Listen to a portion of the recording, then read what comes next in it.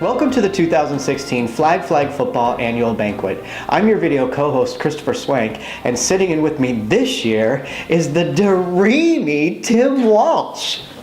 Thanks so much, Chris, for having me. I appreciate you inviting me.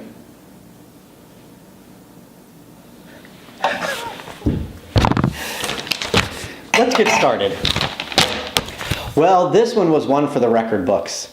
This was one of the muddiest seasons we have seen in years. Isn't that a little dramatic, Swank? No.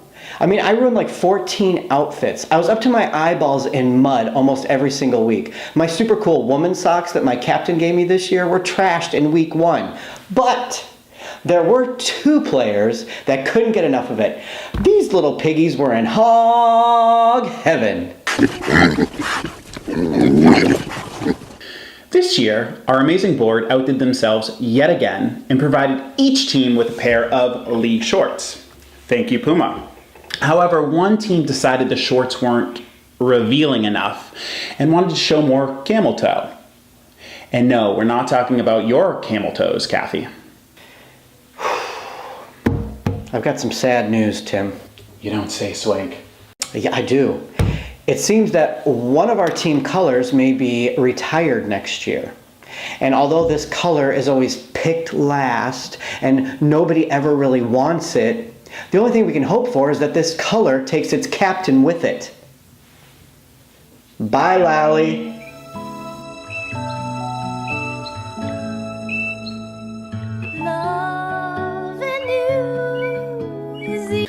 You know, Chris, one thing I really love about this league is how inclusive we are.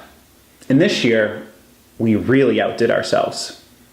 We didn't even stop a member of ISIS from joining our league. Wait, isn't that the model? Hashtag model life. Speaking of models, Tim, did you know that Patrick Lenz has over 750,000 photos uploaded to his Flickr account? I mean, most of them are of that super trashy guy. Oh, no.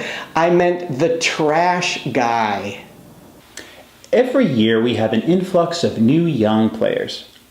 Thanks, Danny Tyrell. However, one of the top teams this year was aptly named the Dinosaurus Rex for their vintage players on the roster. Excuse me, we were the Telosaurus Rex? Oh, my bad. But by the way, your average age was like 66. Well, if it wasn't for the power top from Southie, Tom Salvoni, our average age would have been way down. Dink punch. 2016 launched Flag Football's first annual Extravaganza. This epic event held at Club Cafe was the tournament team's most successful fundraiser ever. Here to comment on the unforgettable performances is our very own Director of Tournament Play and show producer and winner, Kunta Kunti. Say my name. Hello, Kunta Kunti in the house, serving you Game of Thrones Harlem realness. Lord Jesus, let me tell you, what a show it was. You get a bunch of butch mask tops and some wigs and heels, and you got yourself a real drag tomfoolery. Talk about some bomb.com. Wig snatching, eyes popping, lips busting, Action Jackson. The show started with Adele's performance, and I mean, she might have had a little bit too much to drink. And then we got to drool over Mario's meaty tuck. Speaking of meaty tucks, hey, Tim Walsh. There was a wardrobe malfunction. A drag-tastic spread eagle nip slip. Oh, and I think American Horror Stories clown just got a little lost, maybe off the wrong T-stop. Now sissy that wow. After we all had a dragnificent kiki, it was down to 3 queens left to lip sync for their lives. The audience spoke, and yours truly went home with the crown. Deal with it, Caden. Myself up, turn the world. Well, Kunta, Miss Cunty if you're nasty. With this year being such a success, do you think those that didn't get to see the show will get to see it next year? Naduh.org. I mean, come on. Kunta Kunti, everybody. Bye. The drag show was not the only first-time flag football event to premiere this year. In October, the league launched its first annual kickball game. Wait, we had a kickball game this year? I love kickball. Yeah, but apparently the attendance was so low that it turned into a game of Spud. What the fuck is Spud?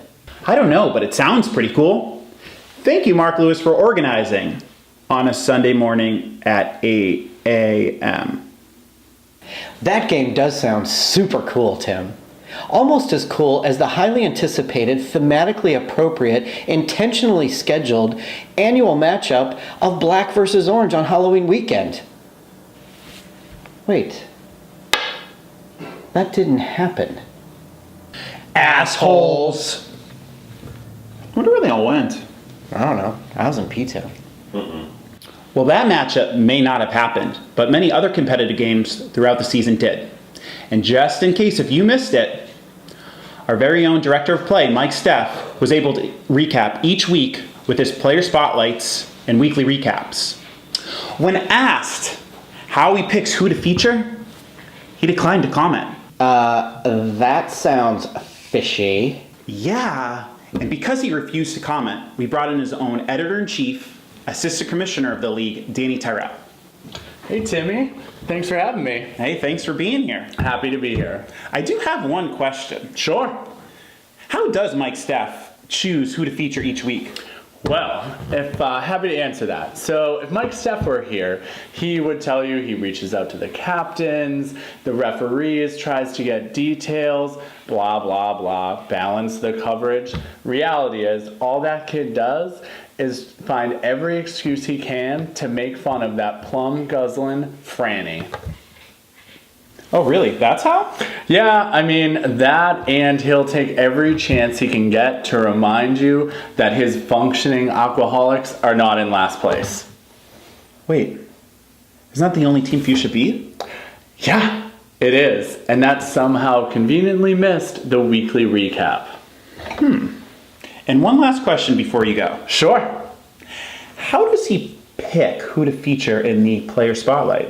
Sure. Well, if Mike Steff's debating which rookie to put in the next player spotlight, it works just like the wait list in the fall. He picks a few options, emails me, and I pick who I want to sleep with. Wait, really? No, of course. For Christ's sakes, Timmy, we're a non-profit. I'm kidding. Okay, all right. Well, thank you very much for joining us, problem. Danny. Great to be here. And we'll see you again next Timmy. year. Once again, this year proved to be one for the record books with its season-ending player injuries. Oh, no. Yeah, guys went down, and not in a good way.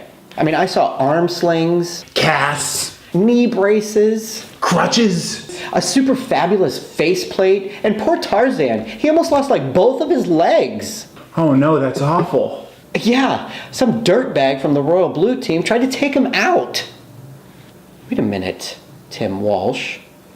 You part of a Royal Blue team? Well, let's just forget about that. This year also ends the mark of an era. Our first black leader is stepping down. Oh, no, I know. I'm so sad. He was such a great leader. He was always so fair, and he made such great reform. And you know, I'm not really a fan of that jackass that's following up behind him. Wait, Swank, are you talking about Dave Hamilton or Barack Obama? Obama? No, I'm talking about Dave Hamilton. Oh. Well, Dave Hamilton, you will be missed. Your positive attitude, your leadership, and most importantly, your open tab at the Blarney Stove. Oh, and not to mention all of the superior drag that I got you into over the years. We're gonna miss you, Hammy. Love you.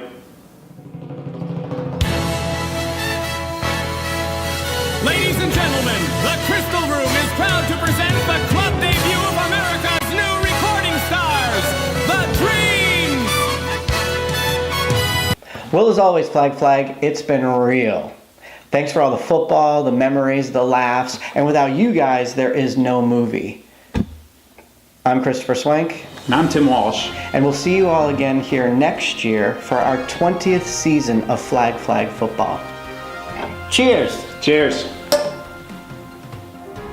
Now, sashay away.